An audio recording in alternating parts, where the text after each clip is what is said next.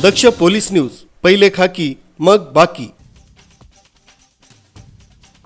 अहिल्यानगर इथल्या एका 17 वर्षीय मुलीवर लैंगिक अत्याचार करण्यात आला। लग्नाचा आमिष दाखवून वारंवार तिच्याशी शारीरिक संबंध ठेवल्यानं ती गर्भवती राहिल्याची तक्रार तोफखाना पोलीस ठाण्यात करण्यात आली। मुलीच्या आजोबाने केलेल्या या तक्रारीत आरोपी शौकत सय्यद, राहणार लोंडेमाळा, कल्याण रोड, तालुका जिल्हा अहिल्यानगर याचं नाव घेतल्यानं त्याच्या विरुद्ध बालकांच्या लैंगिक अपराधांपासून संरक्षण अधिनियमानुसार गुन्हा दाखल करण्यात आला आहे। या गुन्ह्याचा समांतर तपास करत असताना स्थानिक गुन्हे शाखेला आरोपी हमीद शौकत सय्यद हा अण्णाभाऊ साठे चौक, लाल टाकी इथं असल्याची माहिती मिळाली।